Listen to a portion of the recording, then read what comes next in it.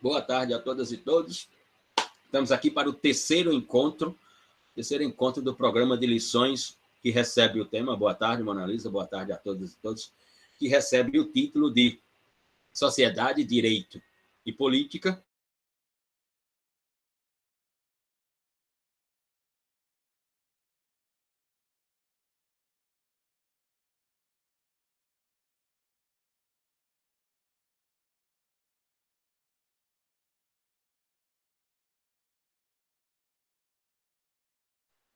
Travou aí para vocês? Para mim travou aqui. Para mim também. O Bruno também travou. Para mim também. Já ia reiniciar aqui. É a chuva em Campinas. Minha internet também não tá essas coisas, não. Rapaz. Esperar pra ver se volta.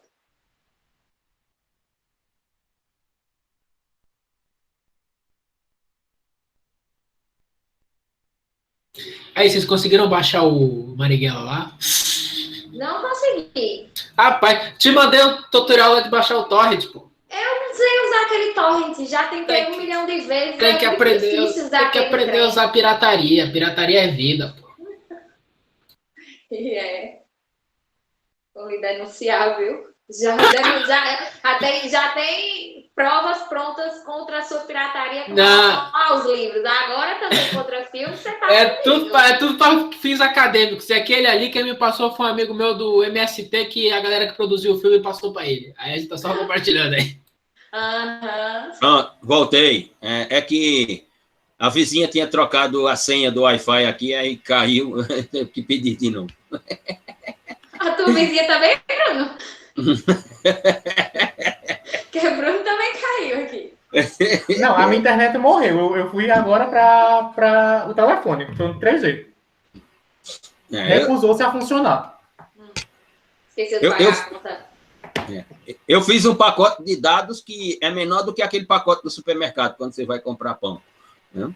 Por causa do dinheiro que está curto. O dinheiro está muito curto. Muito bem. Para o professor da UEPB, doutor, imagina para nós. Pois é, os pobres estudantes. Imagina para a gente, tá complicado. Muito bem. Bom, dizia eu que esse é o terceiro encontro, né? Terceiro encontro do programa de lições Sociedade, Direito e Política, Linguagem, Razão e Mundo. Hoje pela manhã tivemos uma aula sobre linguagem, sobre razão, sobre mundos com Rafael de Jorge, né?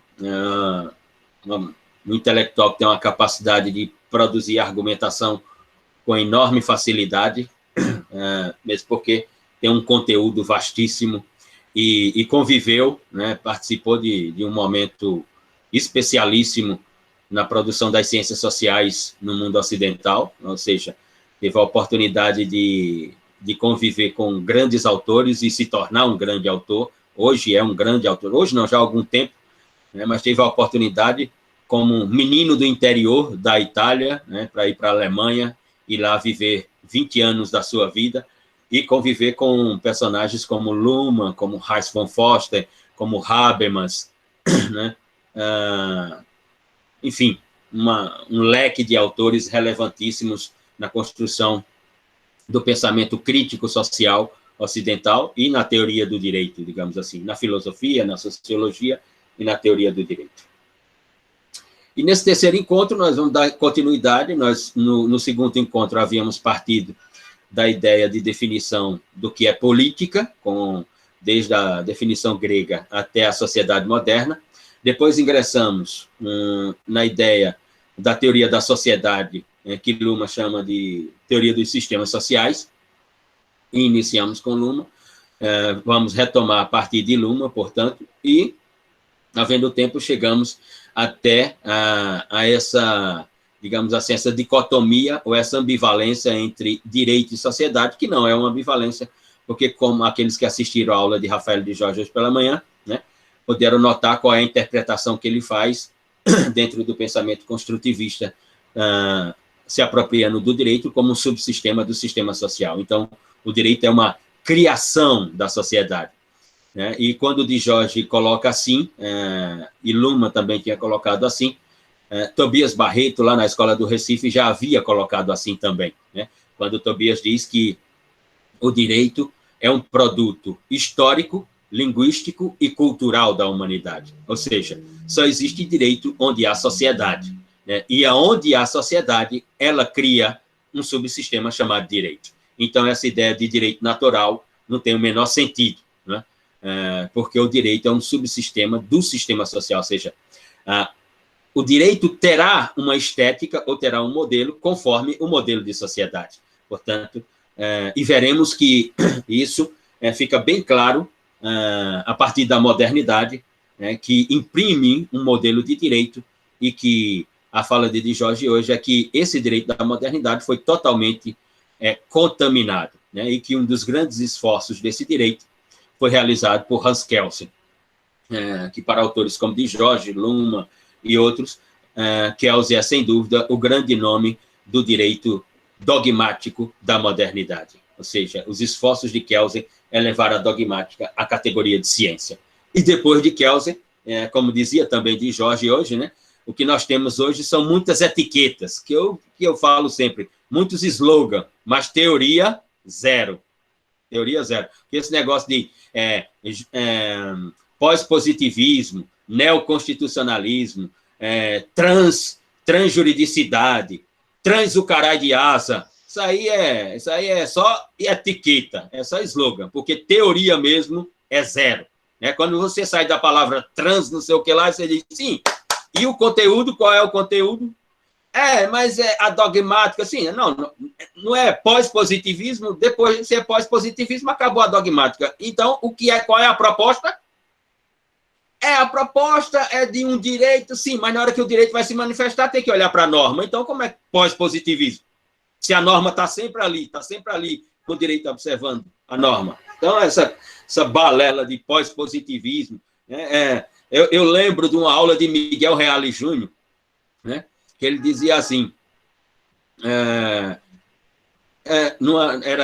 ele dizia o seguinte, vamos fazer uma experiência para saber se o positivismo está morto. Então, vamos, professor, qual é a experiência? Ele dizia assim, vamos levantar a hipótese de que hoje foi revogado o artigo 121 da parte especial do Código Penal brasileiro. A partir de hoje, não tem mais o tipo penal de homicídio no território nacional. Vamos dar meia hora para os telejornais noticiarem isso, os radialistas falarem isso nos seus programas de rádio, e depois nós nos fazemos uma pergunta.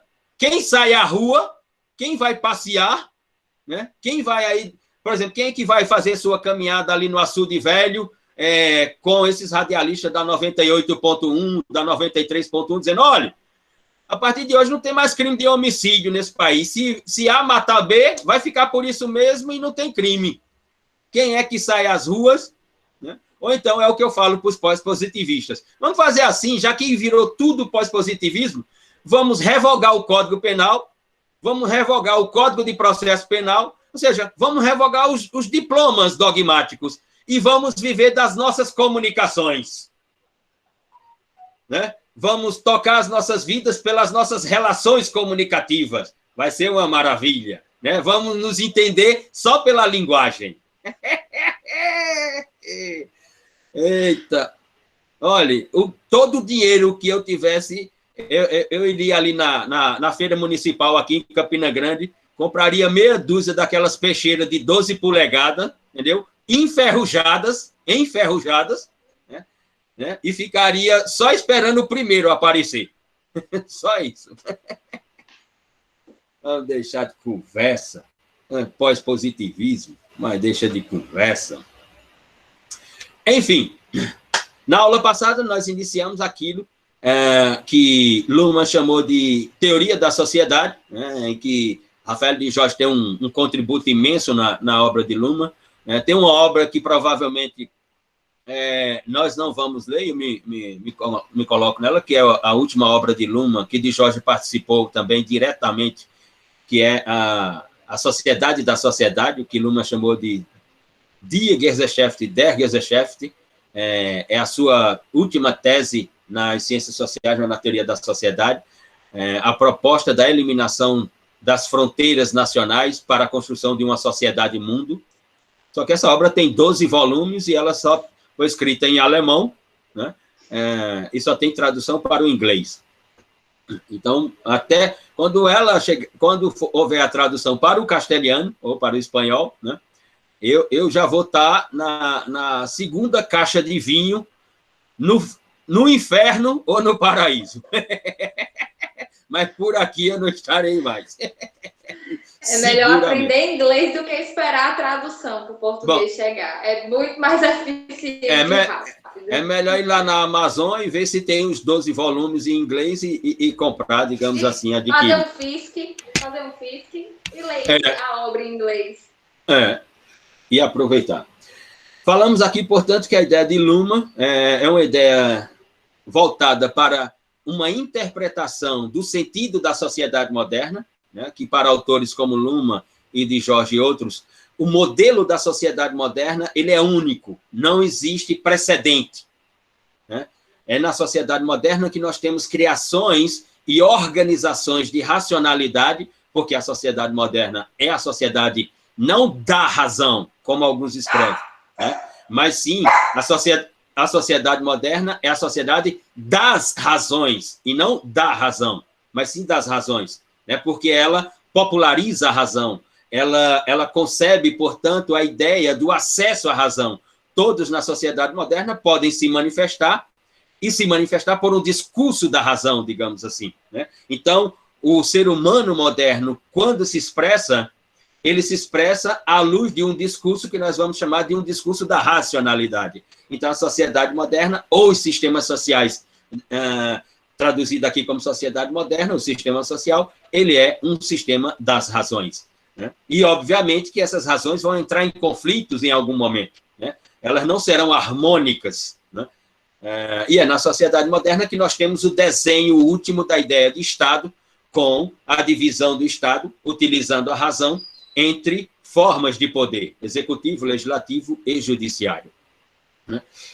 E eu mencionava aqui que a ideia de Luhmann é exatamente nominar de sistemas sociais, porque Luhmann vai fazer uma inversão, como eu me referi no encontro anterior, da teoria defendida por Talcott Parsons, proposta e construída por Parsons, na sociologia americana, a partir dos anos 40. Né? Luhmann é um bacharel em direito, um advogado público, da burocracia alemã, que consegue uma bolsa, né? Veja como a bolsa é relevante, né, na vida de um pesquisador, para além de fazer a pesquisa, também tomar umas cachaças, né? Reservar uma partezinha lá para tomar umas cachaças e comprar uns beck, né, para dar uma aliviada também no momento das pesquisas, quando ela chegar até um topo assim, que você tem que dar uma relaxada, tal. É uma parte importante da construção da pesquisa científica. Sem dúvida, sem dúvida. Eu sempre tive essa ideia. E Luhmann consegue uma bolsa na Alemanha e vai para Harvard, né, estudar sociologia com Parsons. E Parsons tinha elaborado, formulado, construído a teoria da sociedade pela ideia de um funcionalismo estrutural, né? Ou seja, a sociedade é o espaço funcional, né, no qual as relações sociais se desenvolvem como a estrutura desse espaço funcional. Né? Luhmann, depois de 2 anos com Parsons, inverte esse pensamento, dizendo que não era assim. Nós não estávamos à luz de um funcionalismo estrutural, mas sim de um estruturalismo funcional. E que a sociedade não era a estrutura, a sociedade era exatamente a função. A estrutura é a comunicação, o processo comunicativo. Então, onde há um processo comunicativo, há uma formação da sociedade. Então, obviamente que a comunicação ela é a estrutura e a sociedade é o espaço no qual ela se funcionaliza. Essa comunicação se funcionaliza. Como disse hoje pela manhã de Jorge, né, dizendo, o direito é apenas um sistema de linguagem. O direito é apenas um sistema de comunicação, ou seja, o direito é comunicação. O jurídico é a estrutura onde se funcionaliza, o jurídico é o espaço funcional onde essa estrutura, chamada direito, que é um sistema de comunicação, ele se funcionaliza. Ou seja, o direito é toda a formulação linguística. O jurídico é, portanto, a funcionalidade do direito, onde o direito encontra funcionalidade, ou seja, onde o direito passa a ter procedimentos, onde o direito materializa sua ideia de argumentação, onde o direito recoloca ou coloca ou organiza todas as normas em forma de um sistema chamado jurídico. Ou seja, a toda essa construção. Luhmann vai dizer isso em relação à teoria da sociedade, portanto, invertendo a construção de tal comparsa.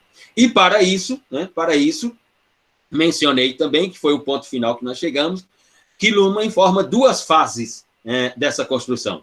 A primeira é exatamente essa, que nós estamos à luz de uma construção chamada Teoria dos Sistemas Sociais, em que a tradução é o estrutural funcionalismo.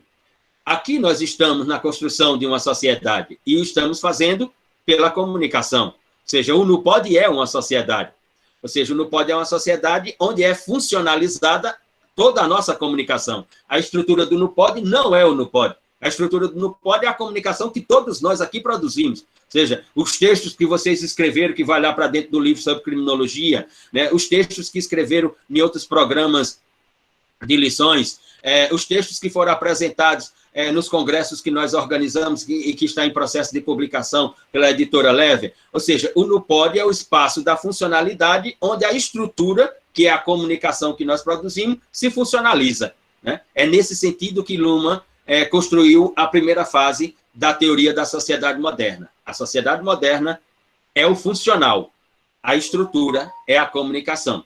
O que diferencia de toda a filosofia política até então construída, porque todos os outros autores vão interpretar a sociedade exatamente como uma estrutura e não como uma função.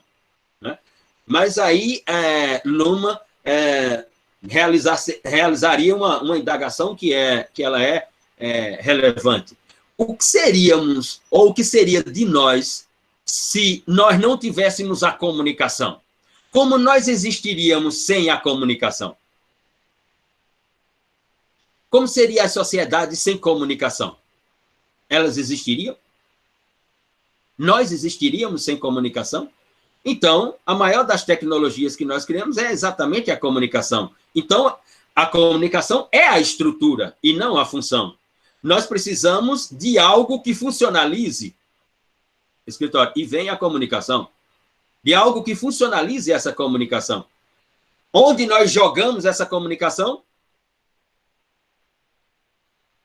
Sim, depois vem o conflito, inevitavelmente. Quanto mais comunicação, mais conflito. Quanto mais comunicação e conflito, mais problema. É a única coisa que a gente faz na vida. A gente produz comunicação para produzir problema e tentar solucionar o problema com soluções que se traduzem como novos problemas, como disse Rafael de Jorge hoje pela manhã. Mas já imaginemos-nos sem a comunicação, porque os autores da filosofia dos valores, como Kant, vai dizer que nós somos seres humanos portadores de valores. Conheço assim, Conheço assim que no domingo está na missa e de segunda a sábado está fudendo com alguém. E fudendo com alguém não é fudendo, é fudendo de outro jeito, botando para lascar na pessoa. Então, mas no domingo está na missa, está lá, pega a ostra, tá, não sei o que lá, meus valores cristãos, e durante a semana suborna um, corrompe outro, é corrompido, é subornado, não sei o que, mas tudo bem, e os valores é o que importa. Não. Boa tarde. Alguém posta o link da lista para mim? Penso que já está por aí. Acho que Bruno até já colocou, mas ele coloca de novo. Bom, essa é a primeira fase da teoria da sociedade colocada por Luhmann, ou seja, estrutura e função. A estrutura é a linguagem, a sociedade é a função, o espaço no qual se funcionaliza toda essa estrutura.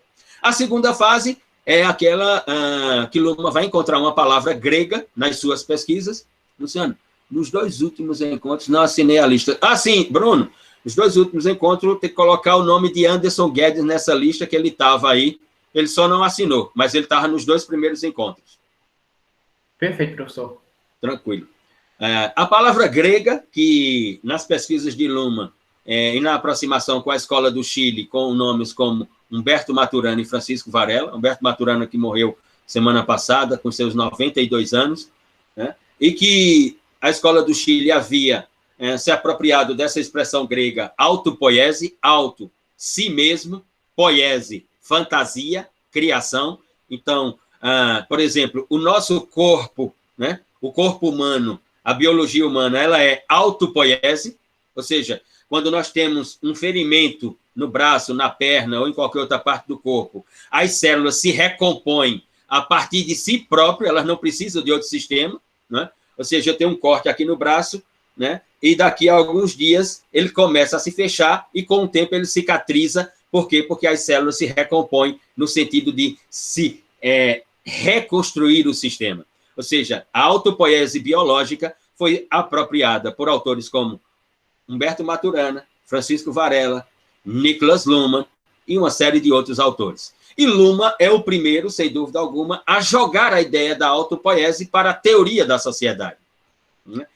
Luhmann vai dizer que a comunicação, como estrutura, é a estrutura que autoconstrói a sociedade. Por quê? Porque se não houver comunicação, não há sociedade. E a sociedade é o resultado do processo de comunicação. Ou seja, a sociedade é a tradução do processo comunicativo. Então, o modelo de sociedade vai ser aquilo que nós produzimos como comunicação. Por que a sociedade moderna é chamada de sociedade moderna?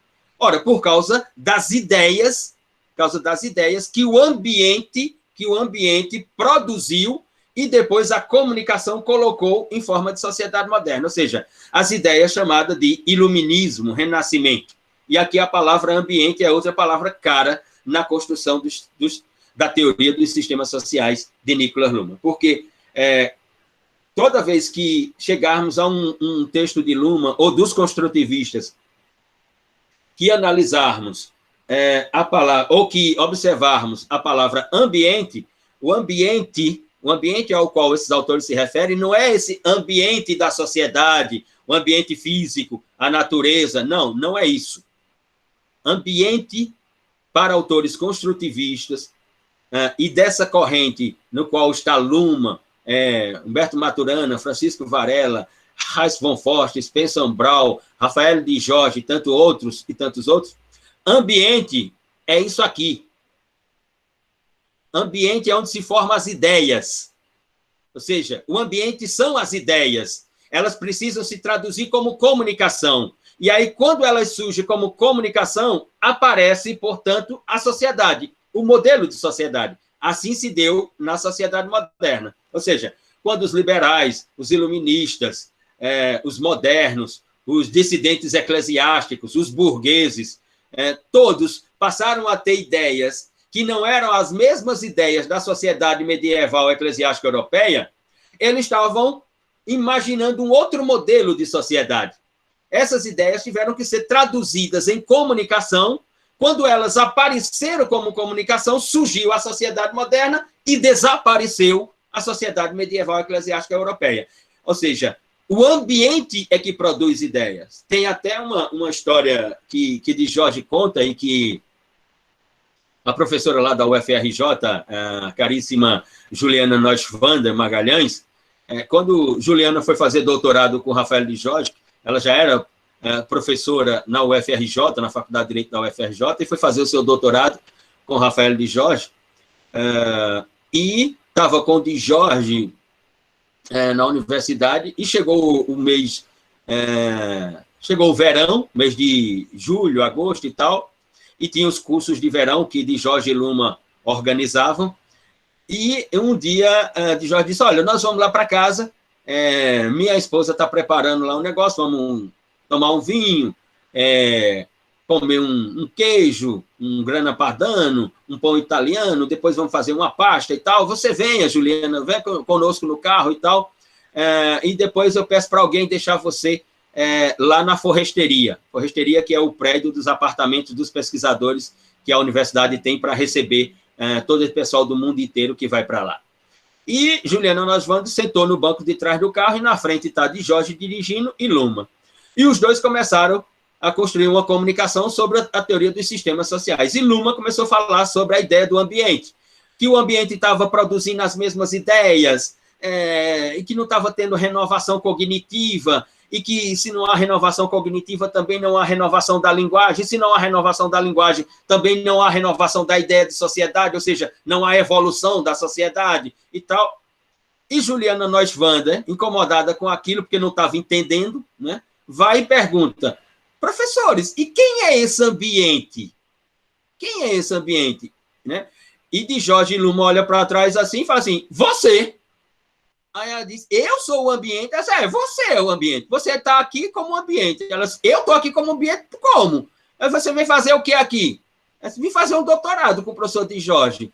Aí Luhmann disse, então, você é o ambiente. Você está aqui para ter ideias, né, para transformar em linguagem, em comunicação e renovar a ideia do direito, renovar a ideia da sociedade, renovar a ideia da linguagem. Você é o ambiente. Ela disse, mas aí eles estou na sociedade. Eu disse, não, você nunca vai estar na sociedade. Estar na sociedade é improvável, Juliana. Ela disse, como assim?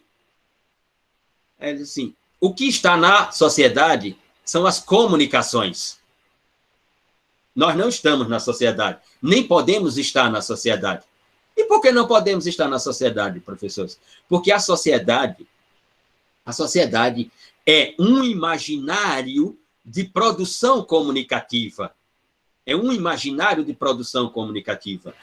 Então, o que está dentro da sociedade é exatamente a comunicação. Nós estamos fora da sociedade, porque nós somos o ambiente que produz as ideias, transforma em comunicação e nasce a sociedade. Né? É como a gente diz assim, eu estou dentro da empresa. Não, você não está dentro da empresa. Não pode estar dentro da empresa. Né? Ou então se perguntar, como é que eu respiro se eu não vejo oxigênio? Como é que há oxigênio se eu não o vejo? Se eu não o enxergo? Mas se não houver oxigênio, nós também não existiremos. Não teremos como respirar. Mas ele está aí.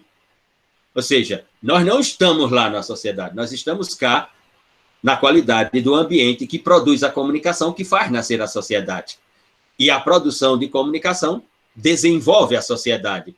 E esse desenvolvimento da sociedade só é possível por causa do nosso desenvolvimento como ambiente, como produtores de ideias. É o que eu sempre digo aos estudantes lá no primeiro período, né? E que os meninos ficam assustados.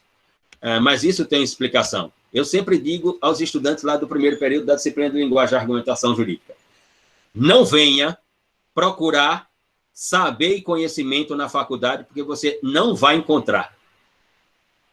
Aqui, na faculdade, você não veio para procurar saber e conhecimento. Você veio para trazer, não para procurar. Porque a faculdade é o espaço funcional no qual a estrutura, que é o seu pensamento e a sua linguagem, vai se desenvolver. Ou seja, se você entrar numa faculdade de Direito para ler porra de manual e sair de lá arremedando o manual, o que é que você criou? Depois de 5 anos, o que é que você criou? Ou seja, você tem que vir para a faculdade para propor ideias. Porque você é o ambiente.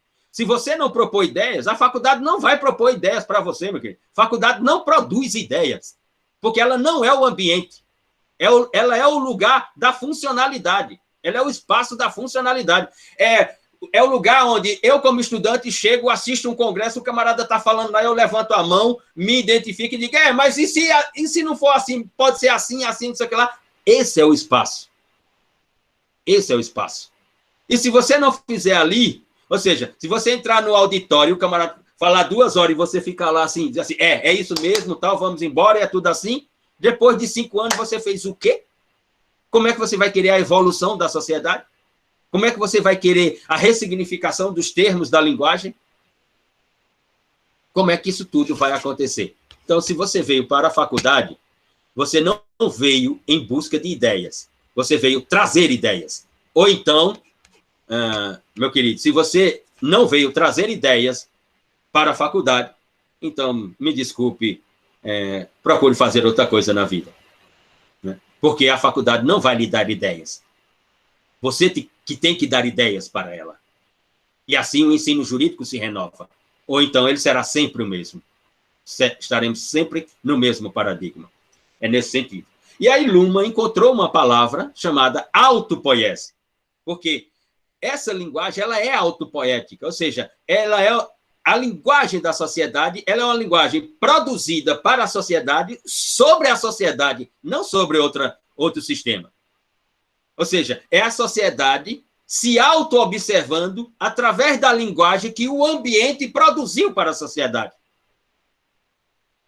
Ora, e aí, nessa segunda fase da autopoiese, é que surge, com as duas fases, aquilo que Luhmann chamou teoria dos sistemas sociais.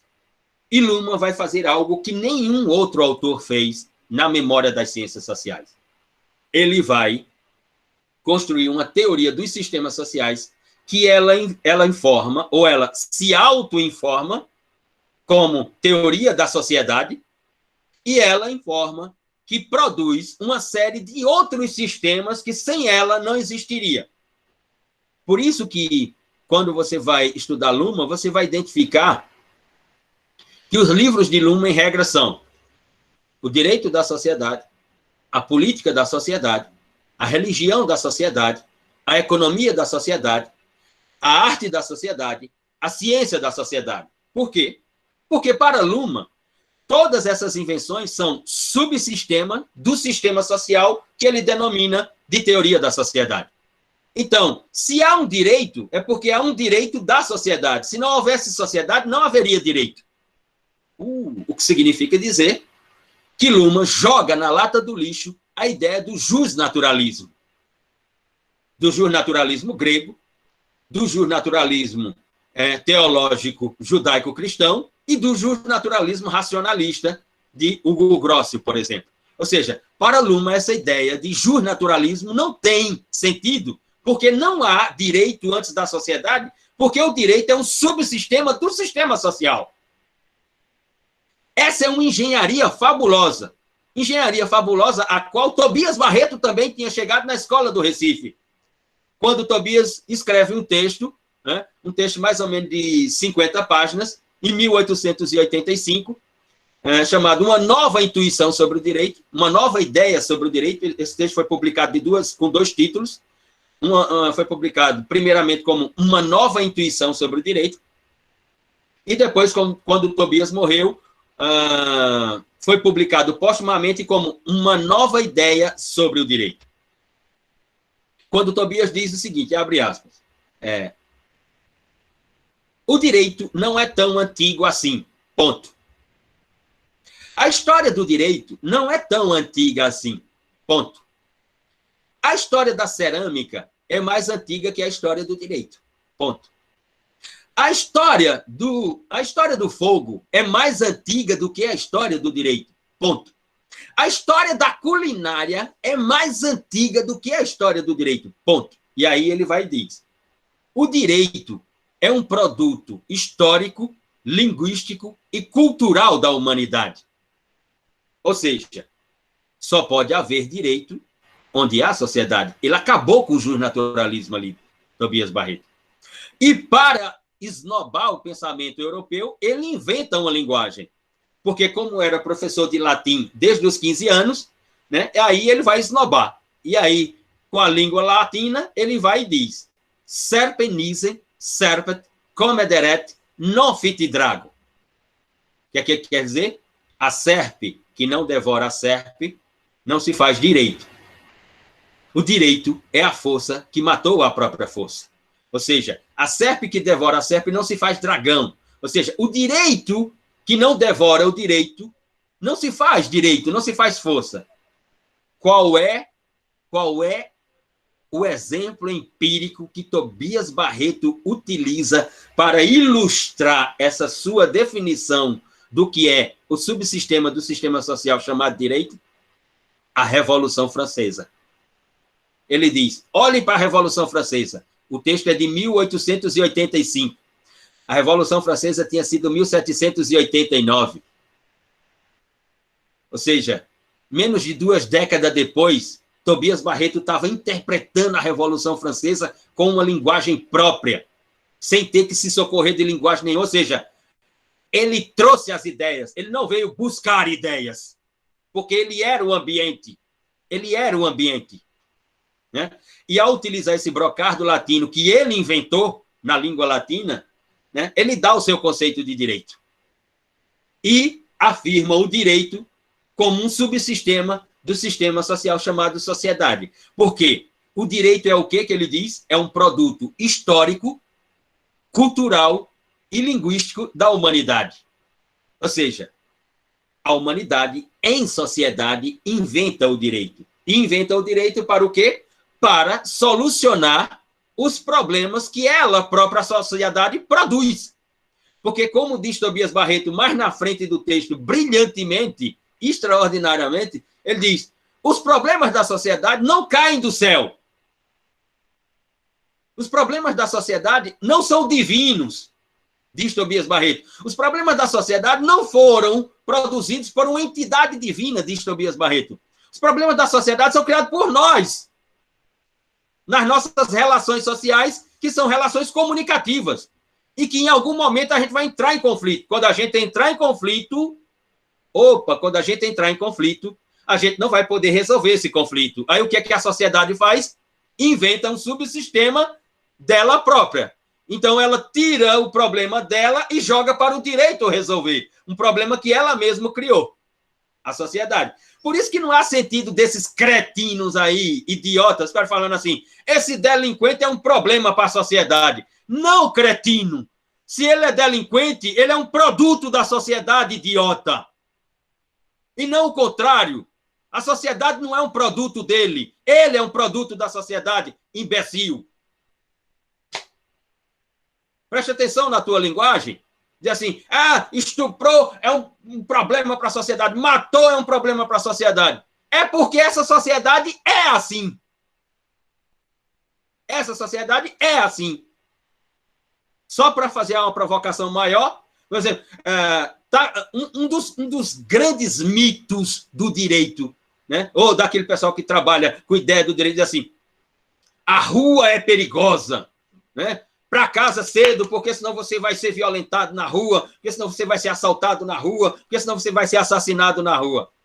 Ora, as pesquisas mostram, né, qual é o número de violência doméstica que nós temos nesse país.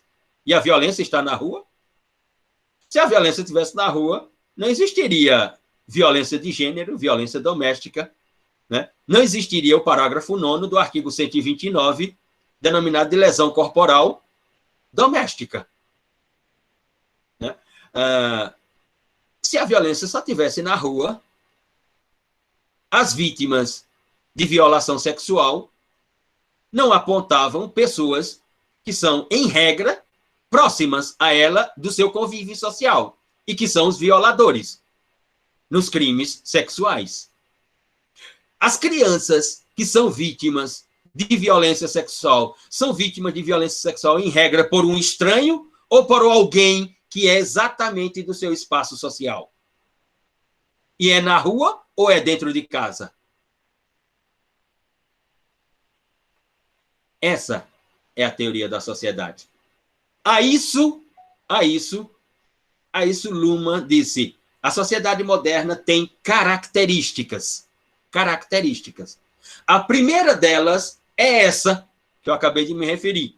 Luhmann nominou de complexidades. Essa é a primeira característica. Essa é a primeira característica da sociedade moderna. São as complexidades. E há algo que nós estamos assistindo, que Rafael de Jorge se referiu hoje, que é uma ideia no direito de que o direito teria a função de eliminar essas complexidades. Ora, as complexidades não podem ser eliminadas porque elas são produzidas pela sociedade. Para eliminar as complexidades, você terá que eliminar a sociedade. A solução, né, não é eliminar as complexidades, a solução é organizar as complexidades. Ou seja, é ter um controle sobre as complexidades e não eliminar as complexidades, porque isso é improvável. Isso é improvável. Veja o paradoxo, que é outra expressão que está na teoria de Luhmann, que nós vamos nos referir a ela. Ora, olha o paradoxo no qual nós estamos. o movimento feminista fez uma luta, um esforço extraordinário, né, para tornar a estética a violência contra a mulher. Né? Uma luta histórica, cultural, linguística extraordinária para o empoderamento da mulher, para a emancipação da mulher. E aí, procurou o direito para disciplinar essa questão no que se refere, por exemplo, à violência. E aí o direito penal foi o direito escolhido para sucumbir essas complexidades. Então, criou-se o parágrafo 9º do artigo 129, lesão corporal doméstica, né, através da Lei 10.882 de 2004. Criou-se a Lei 11.340 de 2006 por causa do caso, e que recebe o nome da Lei Maria da Penha, o caso daquela senhora. Pergunta. Depois do parágrafo 9º do artigo 129, em 2004, depois da Lei 11.340 de 2006, nós temos um número menor de violência contra a mulher ou um número maior? O direito eliminou essa complexidade? O direito resolveu a problemática construída pela própria sociedade da violência contra a mulher? Porque a violência contra a mulher não é uma praga que mandaram para o Egito, né? Não é o povo hebreu e que Deus mandou 7 pragas para o Egito para tirar o povo hebreu da escravidão. A violência contra a mulher se dá nas relações que ela tem com outras pessoas, e outras pessoas têm com elas. E essas outras pessoas, como ambiente produtor da comunicação, só produz comunicação que chega à violência. E ela, portanto, se torna a vítima. Ora, não tem como eliminar essa complexidade. Ou seja, então é papel nosso, né, construirmos cognição, alternativas, né, a essas, porque essas já se mostraram que não resolvem as problemáticas, de como organizar essa complexidade. Para Luhmann, a primeira característica da sociedade moderna é exatamente as complexidades. Por isso que lá em 1984, quando ele publica o Social System Teoria dos Sistemas Sociais, ele faz uma afirmação que ela é irreparável. Diz Luhmann: toda e qualquer investigação científica só poderá se dar tendo como ponto de partida a observação das complexidades. Ou seja, tudo, em termos de produção científica, em termos de organização da linguagem filosófica ou de uma filosofia da linguagem, tem que partir da observação das complexidades. Ou seja, eu não posso ignorar as complexidades. E eu tenho que observá-las nitidamente. E quais são as implicações que essas complexidades provocam no sistema social? É nesse sentido. Agora, dizer assim, vamos eliminar as complexidades.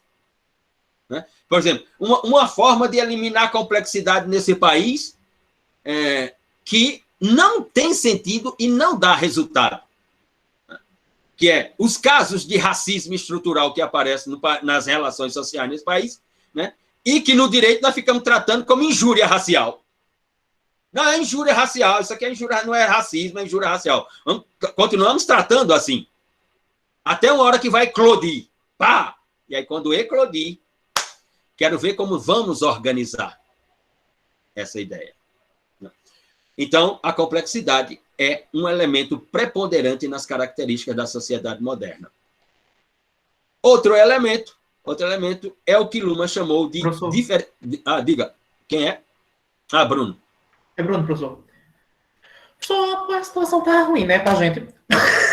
Porque, se por um lado o positivismo ele é o responsável, por assim dizer, de inibir os impulsos mais primitivos, por assim dizer, por outro lado ele não se mostra satisfatório fazendo isso.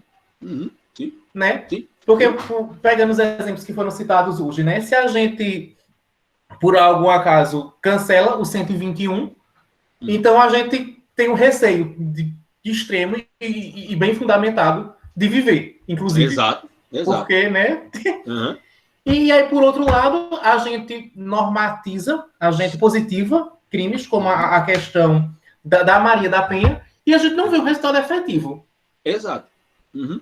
É o que de Jorge, outro dia... É um paradoxo. Exatamente. Porque quanto mais espaço de licitude, isso é um texto de Jorge, quanto mais espaço de licitude você cria, mais espaço de ilicitude surgem. Quanto mais dogmática no sistema, mais relações sociais que contrariam a dogmática.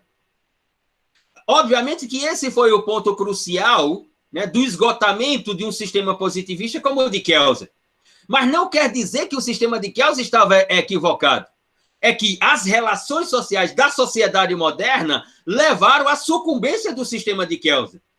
Mas não que Kelsen tenha provocado o nazismo, tenha provocado não sei o quê. Né? Isso são os idiotas. Ou seja, a crítica que tem que ser feita a Kelsen é uma crítica de que o modelo do seu sistema chegou ao limite.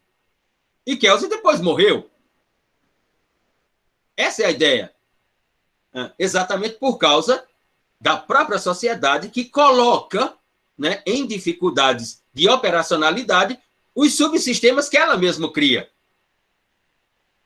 Que era a fala de Jorge hoje, antes. O conflito padece o direito, mas só como recebe uma qualificação e linguagem jurídica. Sim, só quando recebe a linguagem. A qualificação de linguagem de natureza jurídica. Dizia de Jorge hoje, que foi uma das meninas das turmas, que fez a pergunta sobre as lacunas. Né? Professor, o juiz decide utilizando a lacuna da lei, e ele dizia assim, não, a lei não tem lacuna. A lei não tem lacuna. Essa ideia de lacuna não há sentido. E de Jorge cunhou uma frase lá que diz assim, lacuna tem no pensamento das lacunas. O pensamento das lacunas, que diz que existe lacunas, é que tem uma série de lacunas nesse pensamento. Porque, qual era o sentido? Já eu respondo. Tamires escreveu aqui, eu vou ler e respondo. Veja, porque qual é o sentido? O intérprete dizia assim, eu vou decidir assim porque a lei tem uma lacuna. Não, você não está decidindo assim porque a lei tem uma lacuna, como disse Jorge. Você está decidindo assim porque a sua capacidade de observação sobre o sentido da norma, não da norma, você observa a norma. O que você não observa é o sentido da norma. Isso você não consegue observar. Você só observa a norma, que é aquilo que Luhmann, lá na Teoria da Argumentação Jurídica, no capítulo 8 do seu livro, O Direito da Sociedade, de 1994, ele vai dizer assim, não basta observar a norma, é preciso observar o lado intrínseco da norma, saber o que é que a intricidade da norma diz. Porque ler a norma, até uma criança alfabetizada com 5, 6 anos, se você der o artigo 155 para ela ler, ela lê. Ela vai dizer subtrair, vírgula, para si ou para outro, vírgula, coisa alheia com valor econômico, 2 pontos. Ela vai saber ler isso. Mas o que quer dizer isso? O que quer dizer isso? O que é que tem no lado intrínseco da norma? Quando o Luhmann fala sobre o lado intrínseco da norma, é aquilo, por exemplo, que ao ler o artigo 155, Klaus Roxin enxergou que haveria condutas, né, que elas se traduziriam como insignificante à luz da letra da literalidade da norma. E aí ele chamou o princípio da insignificância no direito penal, no crime de furto privilegiado. Isso é o lado intrínseco da norma. É descobrir as possibilidades que o conteúdo ou o lado interno da norma pode dar à interpretação sem ter que jogar a norma na lata do lixo. Essa é a ideia científica. Aí o juiz vai assim, não, vou decidir assim porque a norma tem uma lacuna. Que lacuna? Lacuna tem o teu pensamento sobre lacuna, disse de Jorge hoje pela manhã. Porque, peguemos então, já que tem lacuna, então vamos lá, né? Por que é que só tem lacuna nas normas jurídicas? Um ordenamento jurídico aí que tem 2000 anos, o Novo Evangelho, de Tiago, de João, de André e assim por diante. Não tem uma lacuna naquelas normas? Há 2000 anos ninguém enxerga uma lacuna naquelas normas. Aí nas normas jurídicas está assim, de lacunas. Quer dizer, quando Deus manda Moisés descer o monte com aquele monte de tábuas, né? E que tem lá assim, não matarás. E aí tem uma morte entre os judeus. Vai surgir uma lacuna naquela norma? Quando Deus diz, não furtarás, e tem um furto entre os judeus, vai enxergar uma lacuna naquela norma? Quando Deus diz, não cobiçarás a mulher do próximo, e algum judeu vai e cobiça, é porque ele encontrou alguma lacuna na norma?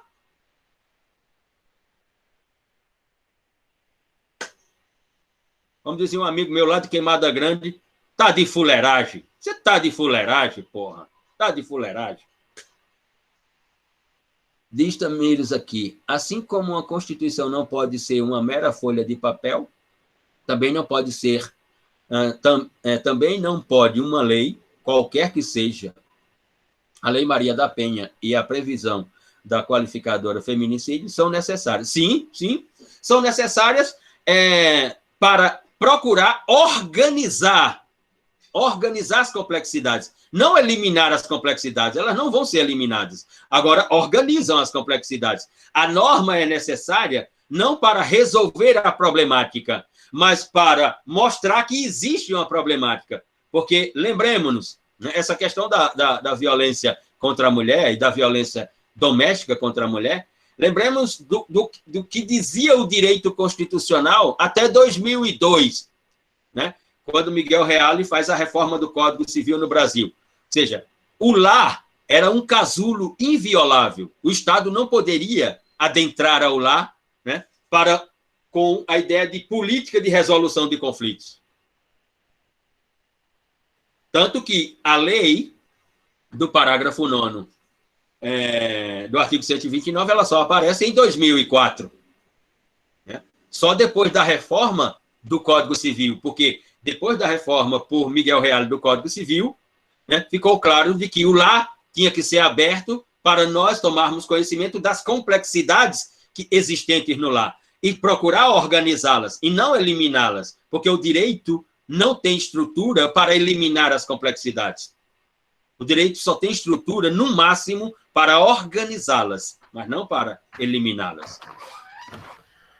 Professor, então eu posso entender que o positivismo, o positivar na lei, é mais uma criação de linguagem do que, de fato, uma resolução das problemáticas. Mas é claro, o direito positivo é uma ilusão necessária.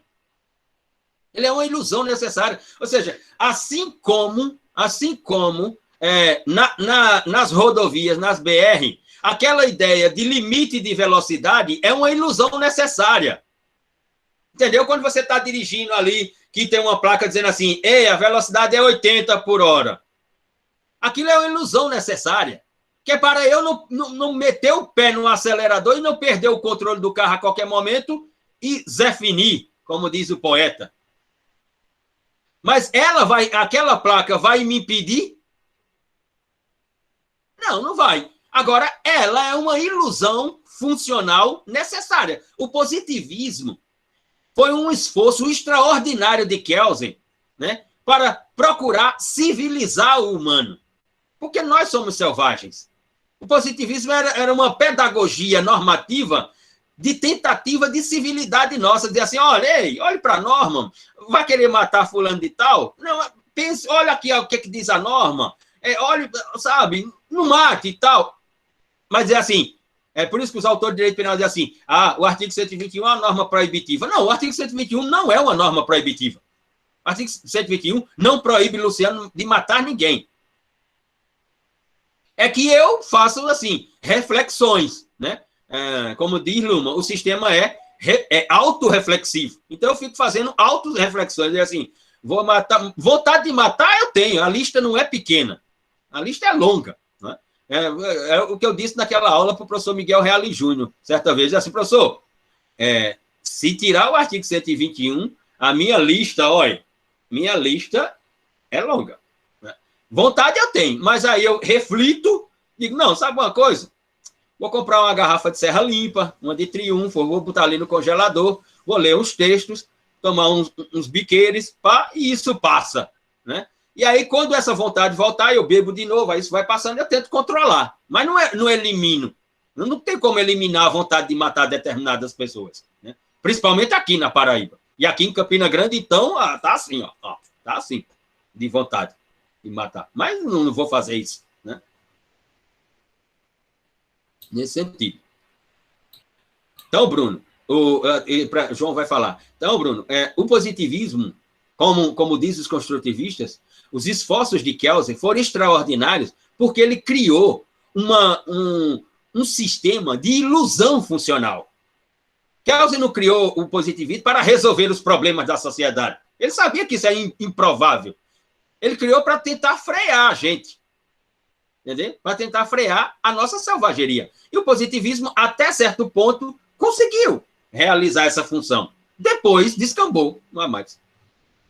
João? Professor, nesse mesmo sentido, é muito engraçado, porque no mundo físico, as normas têm um efeito. Você comete uma ação que a norma fala não pode, e você pode ser preso, pode ser apenado. Quando criança, você pode tomar um tapa dos seus pais. No mundo virtual, não. Uhum. Como que teria que ser feito como que deveria ser estruturada um conjunto de normas para evitar determinados comportamentos no mundo virtual? Por exemplo, o roubo de dados, como acontece toda quarta-feira aqui no Brasil. Como que o legislador tem que estruturar? Porque é ineficaz você falar, você não pode compartilhar arquivos de terceiros. Eu compartilho e não acontece nada. Porque é muito mais difícil de se rastrear, e às vezes é impossível de se rastrear. E também tem a coisa do local e tudo mais. Como que o legislador tem que pensar um pacote de normas para um mundo em que é muito mais difícil ele reprimir aquele que violar a norma? Uhum. Muito bem, João. Muito bem. Como construir isso, né, João? Primeiro, porque nesse modelo de sociedade, que é um segundo momento, para algum segundo, terceiro momento da sociedade moderna, com o advento de um sistema capitalista tecnológico, obviamente que já faz algum tempo que nós estamos observando outras complexidades, quais sejam. A nossa vida privada, ela se tornou business. Tem pessoas, tem corporações que precisam dos dados sobre mim, sobre você, para poder criarem produtos, para poderem vender esses produtos, para poderem produzir riqueza e concentrar riqueza nesse modelo de capitalismo tecnológico. Então, como quando você faz uma ironia dizendo assim, toda quarta-feira tem um vazamento, né? Eu diria que não é mais nem vazamento. Eu acho que tiraram a tampa, né? Tiraram a tampa e está aí jorrando, porque a coitada da LGPD, né? Quem trabalha com LGPD está com muita dificuldade para explicar os vazamentos e que não acontece nada, que não acontece porra nenhuma. E há algo mais interessante ainda. Ocorrem os vazamentos, né? Tem investigação, os crackers são presos, mas ninguém fala qual é a base de dados e quem é o responsável, o gestor responsável pela base de dados. Não aparece um para abrir a boca para dizer. Ora, por quê? Porque a complexidade que envolve isso é exatamente essa. Veja, para nós participarmos desse mundo, dessa sociedade, né, para participarmos, não lá dentro da sociedade, nós não vamos estar dentro dessa sociedade digital, né, participarmos dessa sociedade, né, é termos isso aqui, né, um pacote de dados, né, para ficarmos aqui o dia inteiro, para cima e para baixo, com o dedo no touchscreen. Né? Ora, porque nesse modelo de sociedade, né, a estrutura que está aí e as funções que estão sendo desenvolvidas é exatamente para que isso aconteça. Ora, você é ingênuo demais, como escreveu essa semana passada, escreveu Márcio Pockmann, aí da Unicamp, né? É ingênuo demais você querer acreditar, né, que se vai criar um banco de dados para se manter em sigilo. Qual é o sentido disso? Quer dizer, ou seja, uma corporação privada ou o Estado vai pegar bilhões de dados para ficar só com ele, assim, escondido, em sigilo, para ninguém saber. Quer dizer, o Facebook vai ter ali bilhões de usuários, né? E o engraçado nosso é que a gente vai assim, não, eu tenho um Facebook, meu Facebook. Tu não tem porra de Facebook, não, ô cretino. Tu tem um perfil lá, e para tu fazer o perfil, tu tem que deixar todos os teus dados, que aquele boy a qualquer momento vai vender, entendeu? Para uma grande corporação, para ela encher a tua vida digital de produtos para tu comprar, eu comprar, tu comprar, nós comprar. Né? Eu tenho um Instagram. Não, tu não tem Instagram, não. Tu não tem. Nós temos um perfil no Instagram. Se o Instagram quiser ir lá e fechar, acabou a história, ponto. Acabou, mané. Entendeu? O não pode tem o YouTube. Não pode ter porra nenhuma. Não pode ter um canal no YouTube. Se o YouTube chegar lá e pá, não pode, acabou e fudeu-se. Ponto final. Ora, né? E aí vai se fazer esses mega bancos de dados com o meu CPF, né? A minha biometria, o meu endereço, o meu número de celular, com tudo isso, com tudo que eu tenho, para eles terem lá em sigilo preservado. Ora, como disse Márcio Pockerman, acreditar nisso é ser realmente o último dos iluministas nessa história. Não tem alternativa. Ora, o modelo dessa sociedade é esse, João. Não há direito que venha para minimizar essas complexidades. Por quê? Porque o capitalismo tecnológico, ele precisa de todos esses dados, né, para ele ser capitalismo. Porque aí começará o quê? Oferta e procura, que é a lei do capitalismo. Ora, se eu sou gestor de uma base de dados que tem 500 milhões de dados de pessoas, a qualquer momento vai chegar uma oferta da venda disso aí. A qualquer momento, meu querido. Ou essa base de dados já foi inventada, no fundo, exatamente esperando esse momento chegar. O primeiro momento, não, porque aqui nós vamos prestar um serviço, nós somos uma rede social, então você vai interagir, né, vai ampliar o seu network, vai não sei o que lá, vai bababá. Sim, mas todos os seus dados ficam comigo. E o que eu vou fazer? Não, mas tem uma norma que diz que há uma responsabilidade, assim. Qual é o poder normativo dessa lei? Veja, qual é o poder normativo em termos de coercitibilidade da LGPD?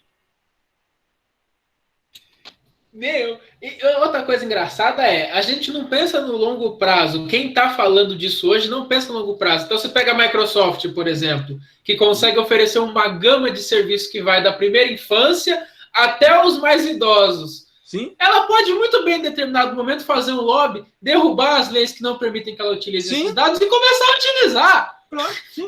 A LGPD não proíbe você armazenar esses dados. Uhum. O artigo de Márcio Pockerman na semana passada é uma denúncia, né, no presente, mas para o futuro. Porque esses dados estão ficando em mãos de corporações estrangeiras. O Estado brasileiro não vai ter força alguma sobre isso. Mesmo porque o próprio Estado brasileiro, para armazenar os dados, está contratando as organizações, as corporações estrangeiras. Exatamente. Outro dia até uma matéria sobre isso. Ou seja, mais algumas décadas e essa belezinha do direito aí chamada soberania não vai significar nada. Absolutamente nada. Porque todos os nossos dados estarão lá fora, na mão de corporações, que o Estado brasileiro não terá poder sobre elas, porque os dados que o Estado brasileiro terá estarão também com elas. Como disse Márcio Pockerman. Então, essa é a lógica. A lógica desse mundo digital e desse capitalismo tecnológico é essa. O direito aí, João, é puramente simbólico. Puramente simbólico. É só para dizer que o direito está presente. A LGPD, ela tem duas funções. Construir esse simbolismo, né, e fazer com que alguns espertos ganhem dinheiro vendendo ilusão. Essas são as duas funções que ela tem. As duas funções. Só são essas. LGPD é engraçado. Formular contrato de LGPD, a empresa júnior lá da Unesp formula esse tipo de contrato. Chega a ser engraçado. Assim, você lê LGPD, você fala, não, você tem que tomar cuidado como você vai armazenar, como não vai. O que impede o cara de armazenar aquilo no HD? É aquele HD ser roubado.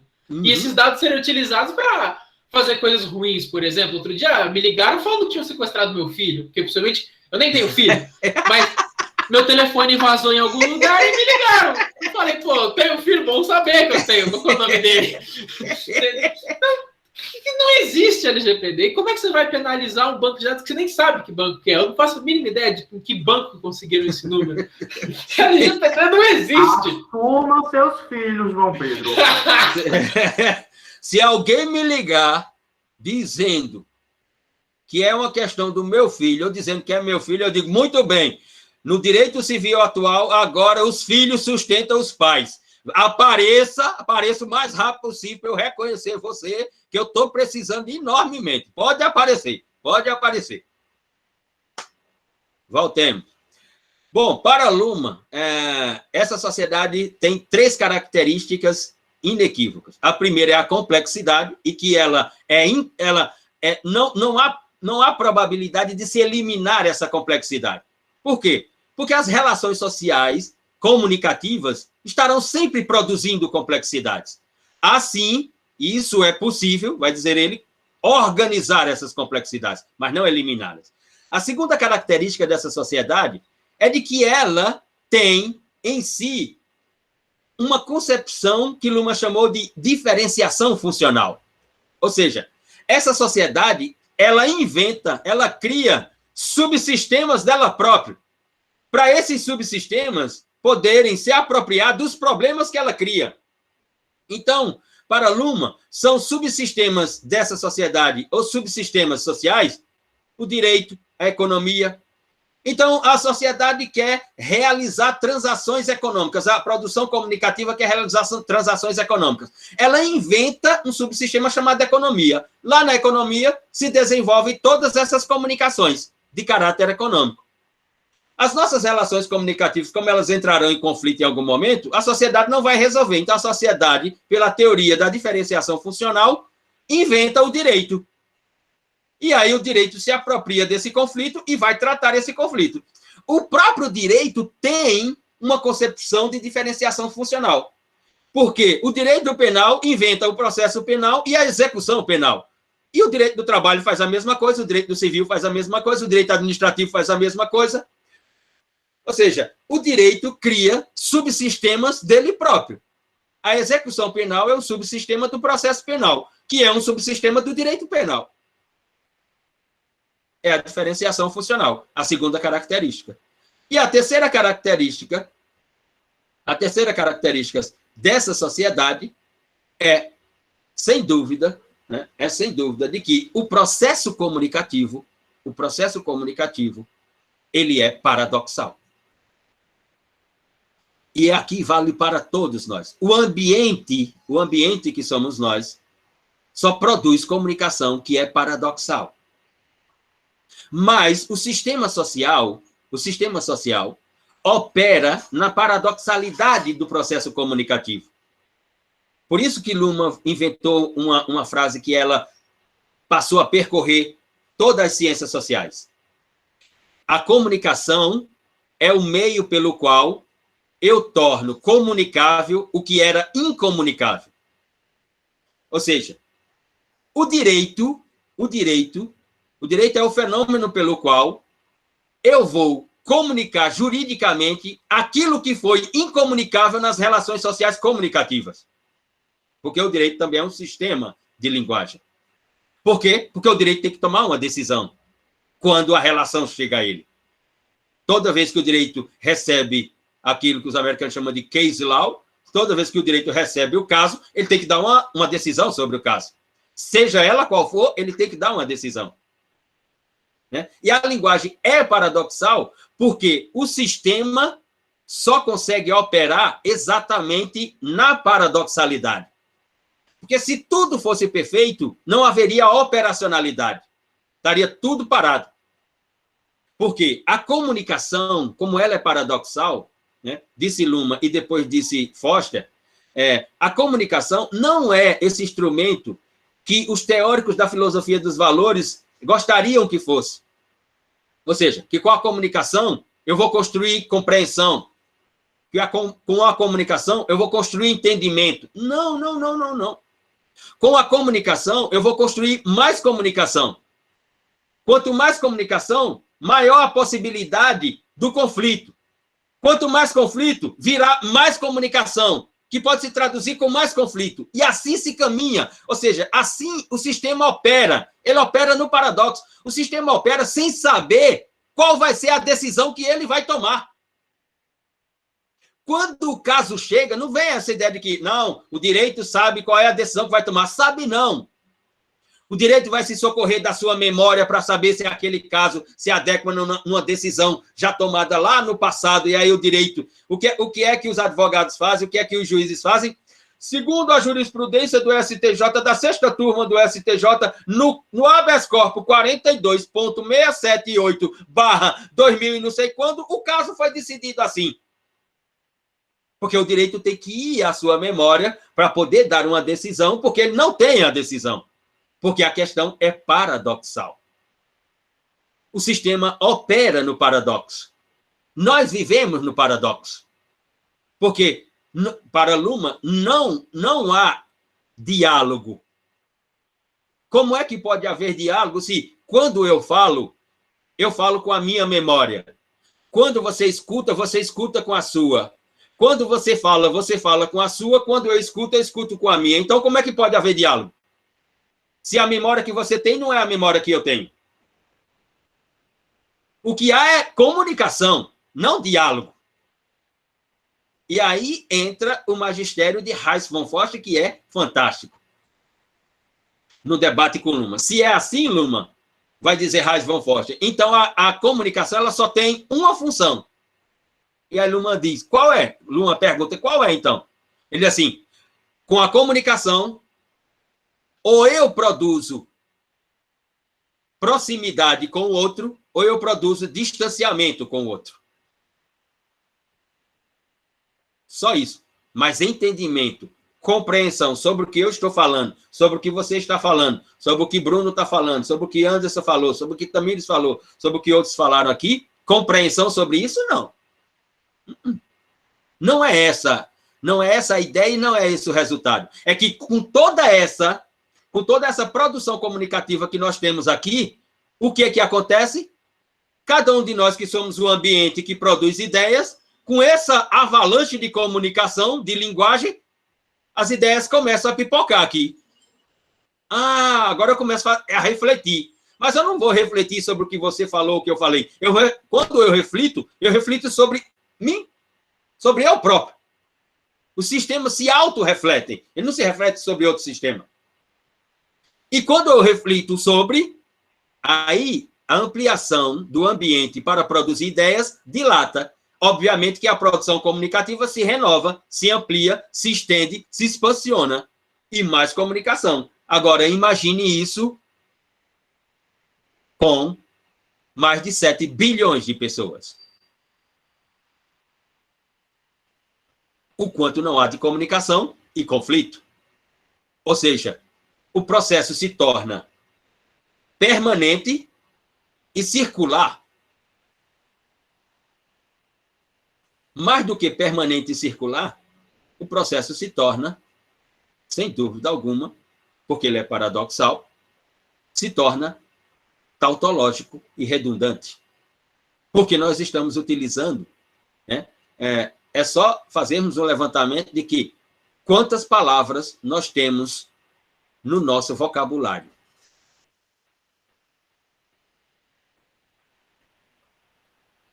Quando eu escrevo os textos, quantas palavras que não estavam em outros textos que eu já escrevi estão naquele texto? Uma maioria ou uma minoria de palavras? Então, mesmo com toda essa produção comunicativa, a linguagem continua sendo circular, redundante e tautológica. Mas é assim que nós tocamos. É assim que as sociedades se expandem. É assim que o direito se expande. É assim que a economia se expande. É assim que a religião se expande. Eu tomei conta disso muito tempo atrás, mas para terminarmos por hoje, quando eu era professor da UEPB em Guarabira, né, e um amigo meu, e à época meu orientando, e hoje advogado, Leomar Costa, né, Leomar disse, Luciano, a gente saindo da universidade, eram as 5 horas da tarde, 5h30 da tarde, eu tenho terminado minha aula, o curso lá era pela manhã e à tarde, agora não tem mais o curso da tarde, só pela manhã. E Leomar estudava à tarde, eu tinha terminado a aula às 5 horas. Ele disse, ei, vai fazer o que hoje? Eu disse, não, estou indo para o apartamento, vou correr lá na praça, depois tomar ler uns textos, escrever e vou dormir. Não, tem a encenação da Paixão de Cristo lá na Catedral, vamos assistir? Eu disse, tá aqui, olha, não, eu passo lá no teu apartamento. Leomar tinha uma moto na época. Passo lá no teu apartamento e a gente vai. E eu fui. Ficamos assistindo lá a encenação da Paixão de Cristo. E tinha umas meninas aqui na frente de onde a gente estava. Assim, a gente estava em pé, embaixo assim, tem a escadaria da catedral e estava sendo encenada lá em cima. Quando termina, um grupo de meninas e meninos jovens, né, prestes a entrar na universidade, se vira assim para sair, olha assim, e uma menina olha assim e diz assim, nossa, como Jesus apanhou, não foi hoje? Eu disse, minha querida, essa encenação acontece todo ano, ele apanha todo ano, faz 2000 anos que ele apanha. Há 2000 anos que essa encenação acontece em todo lugar do mundo ocidental. Então, o que ela apanhou o ano passado, apanhou esse ano também. Então, veja, é a ideia da autopoiese, da redundância, sabe, da tautologia, é isso. É a isso que Luma estava se referindo. Para ela era impressionante o quanto Jesus tinha apanhado naquela noite. Eu disse, para mim não, continua apanhando do mesmo jeito. Mas, com algo que está aí há 2000 anos, nós continuamos nos expandindo. A sociedade continua se expandindo. A sociedade continua produzindo. Quantos filmes sobre a Paixão de Cristo se produz? Quantos livros já se escreveu sobre Cristo? Sobre a mesma coisa. De vez em quando aparece assim, foi descoberto, e essa é uma das estratégias da linguagem fantástica, foram descobertas escritos apócrifos da igreja, né? E tal, não sei o que lá, que agora aí se renova, que não é renovação, o discurso, o sentido. Tem uma nova passagem que nunca foi mencionada. Nova passagem não pode ter, porque tudo o que aconteceu 2000 anos atrás. Então, novo não pode ser. Algo que aconteceu 2000 anos atrás não pode ser novo. Porque se algo que aconteceu há 2000 anos atrás, ou 2000 anos atrás, é novo, então, meu querido, eu sou novinho. Eu sou novinho. Eu sou novinho. Não tem condição um negócio desse. Né? Então, são essas as 3 características que Luhmann coloca. Próximo encontro, nós trataremos, portanto, mais profundamente sobre complexidade, sobre concepção trifásica da teoria de Luhmann e sobre comunicação e linguagem à luz da epistemologia, digamos assim, como colocou Luhmann em vários dos seus escritos. Tudo em ordem? Tranquilo? Passaram a lista? Todo mundo assinou? Certo? Então, por hoje, encerramos por aqui. Deixa eu tirar isso aqui do gravar para facilitar depois, né?